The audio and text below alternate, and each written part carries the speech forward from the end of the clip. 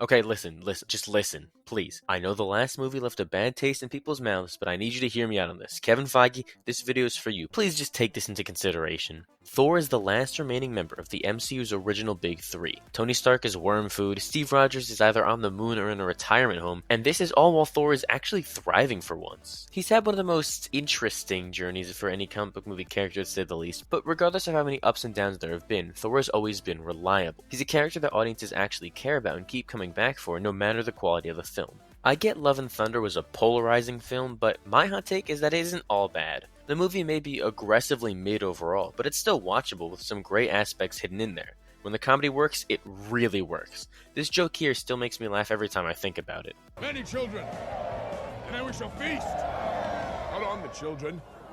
Do not do that anymore. Those were dark times. And yeah, there's way too much comedy along with them utterly wasting the God Butcher storyline, but they shouldn't give up on Thor. He's been in this exact same position before after the Dark World was critically panned, then came back with the banger that is Ragnarok. There's still a world of potential for that side of his mythos to be adapted and brought to life, and abandoning it would be a mistake. Thor deserves one last perfect send-off to do the character justice. But here's the thing.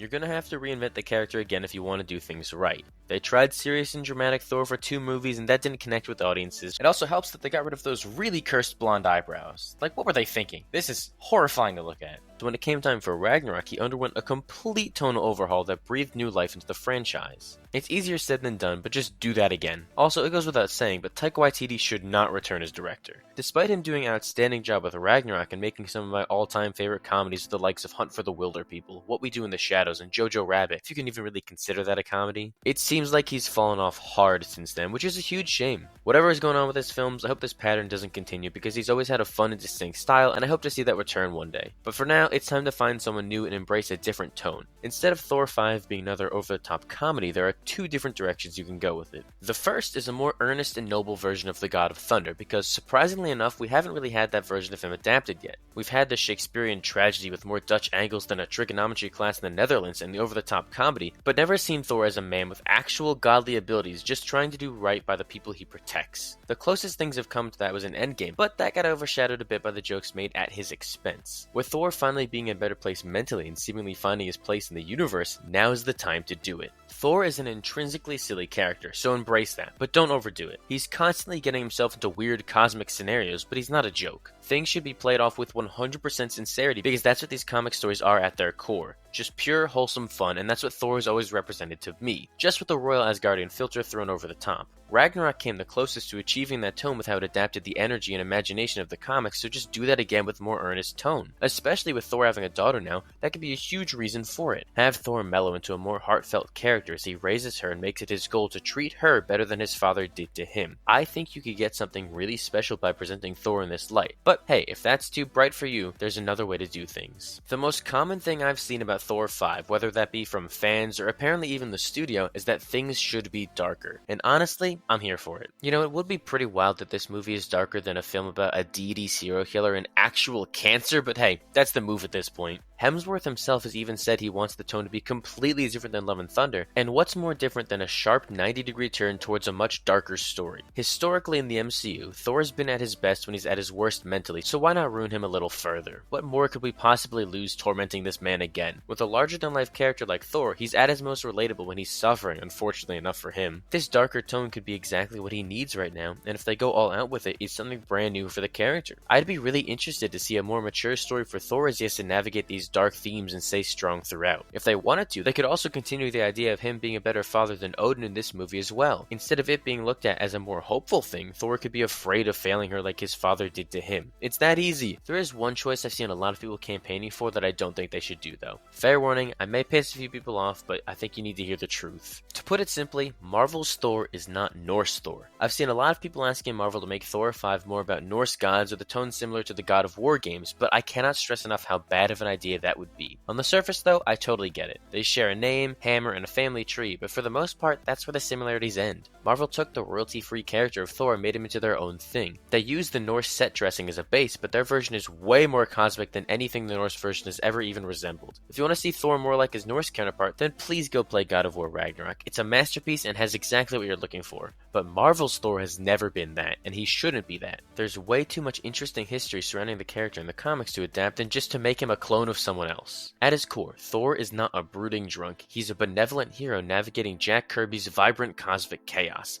That is what I want to see more of.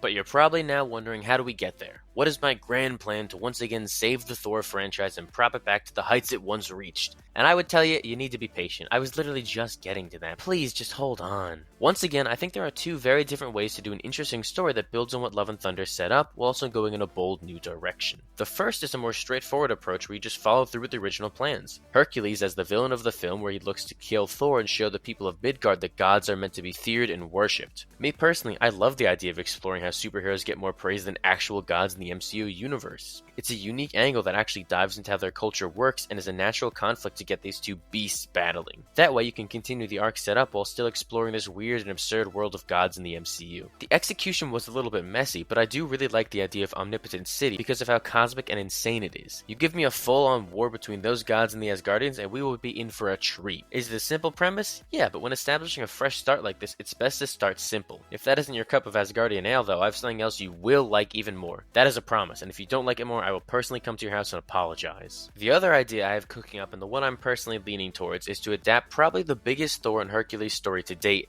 that being the Chaos War. This story is all about those two meatheads actually teaming up to fight one of the most powerful villains in the entire Marvel universe. His name is Amatsu Mikaboshi. He's the Chaos King, alright? The embodiment of chaos itself, a god of evil and a being of pure emptiness who's been around since before the creation of the universe itself. This is a force of nature so terrifying that they made death run away to be spared of its wrath. Does that not sound like the hardest villain of all time to you? Introducing such a threat not only embraces the cosmic chaos I mentioned earlier, gotta love a little bit of foreshadowing, but it's also a story that would come with a much darker tone. It's exactly what this franchise has been looking for and would inject a shot of unhinged adrenaline into the movies. Now, with all comic adaptations, you aren't going to be able to do the story one-to-one, and you know what? That's okay. Things are going to have to be changed to fit the MCU and where the universe is right now, and that's for the better. So while characters like the Silver Surfer and Galactus can't be included, it'll help tighten up the story for a 2-hour movie. How I would do it is by starting the movie with Hercules' attack on Thor as they punch for a bit before becoming mates, the classic trope. Have their fight be interrupted by the Chaos Kings they need to put aside their petty differences to save the universe, and that's the inciting incident for the film. The cool thing about Amatsu Mikaboshi, nailed it, is that he starts out by destroying Nightmare, thus causing every single mortal hero on Earth to fall into an endless slumber. Nightmare has not exactly been introduced in the MCU at this point, and I don't want his first appearance to be his death, so let's just give Chaos King those powers from the start and call it a day, and that's how we get everyone honk-shooing. That makes things really easy to explain why Thor and Hercules are the only heroes fighting this unstoppable force, as they're literally the only choice for it. You can then have them assemble the God Squad from the comics, as they find everyone who's left and able to step up to Mikaboshi. The MCU's version of the team can consist of Thor, Hercules, Valkyrie, maybe someone like Khonshu for feeling risky, but also the member I most want to see from the comic team is Cersei. That's right, this is also secretly a follow-up to Eternals, and you know I'll jump at any chance to include them. It's comic accurate too, so you can't stop me. We are absolutely keeping her as part of the team. I'm not going to spoil the rest of the story because I really like it and recommend you read it. It's only like 5 issues too, so you can definitely make time for it. But the spark notes is that the Chaos King enslaves other gods like Zeus and Ares to fight for him, which would give us some mini-bosses before the big fight at the end. It brings in all the characters set up in the previous movie, but does it in a much darker setting that can really help to reinvent Thor. Is it ambitious? Absolutely. But at this point, you either go big or go home. It checks all the necessary boxes for a fresh Thor story, and I think it would be a huge event worth the absurd ticket prices AMC are charging nowadays. No matter which story you want to go for this movie, there's one thing that's for certain. Beta Ray Bill needs to be in it. My Horse-Faced King was teased all the way back in Ragnarok, where we were robbed of his appearance, and ever since then it always feels like he's been on the cusp of making his live-action debut. But now, no more games, no more waiting. Give me Beta Ray Bill. Have Thor and Hercules fight in the opening act, sprawl throughout the entire 9 realms, and get Thor disconnected from Mjolnir at one point. Then Bill picks it up wherever he is, and bam, he's introduced in the movie just like that. Okay, I'm not gonna call him Bill anymore, that just feels wrong. But he can make for a pivotal member of the God Squad and help enrich the Thor lore. The main reason I want to introduce him now more than ever, though, is that he should be Thor's successor. Over the last 13 years, which really hurts me to think about that it's been that long, Thor's entire character arc has been about finding purpose. For a few movies, he thought it was about being king. It was what he was raised to do for thousands of years, but when it finally came time for him to take his seat on the throne, he failed. He let his people down, he lost his closest friends and the last of his family, and it shattered his self-confidence. Thanos kicking his ass immediately after didn't help much either, but after 5 years stuck in a depression, he finally got to a better place. He found his purpose as not a king or a warrior, but as a father. He found something he not only wants to do, but is actually good at. That should be his primary focus from here on out. Let Thor ride Stormbreaker into the sunset and enjoy an early retirement to help raise love. It doesn't have to be a goodbye forever, and he isn't just going to stop fighting, but he won't be doing it on a planetary scale anymore on this full-time basis as one of the Star Avengers. And then when you get a big event like Secret Wars, you bring him back in, and you get that big bombastic return of the God of Thunder. Not every hero has to die for their story to come to an end. For a character like Thor who spent over a decade in real life and thousands of years in universe suffering, he deserves peace. While I genuinely do think he will die in Secret Wars to raise the stakes, I don't think it's necessary when retirement suits his arc more.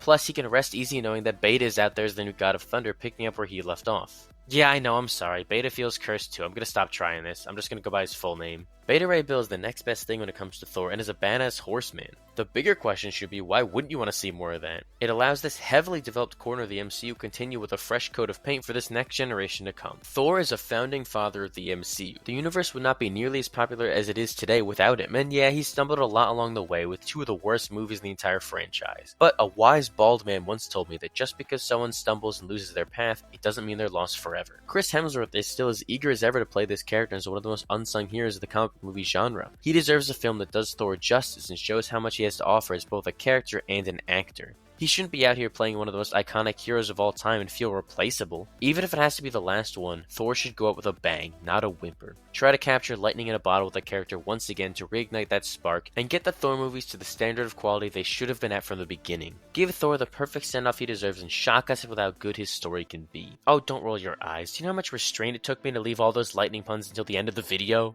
Thank you all for watching though. I hope you enjoyed the video and all my thoughts on the future of the Thor movies. Let me know in the comments down below what you think about my pitch and what you guys want to see Thor do next. I'd love to hear what everyone has to say. If you want to see more videos like this, you can click right here. And make sure to like and subscribe so you don't miss the next one. If you don't do it, I'm going to force them to make Thor even sillier and dumber and it'll be all your fault.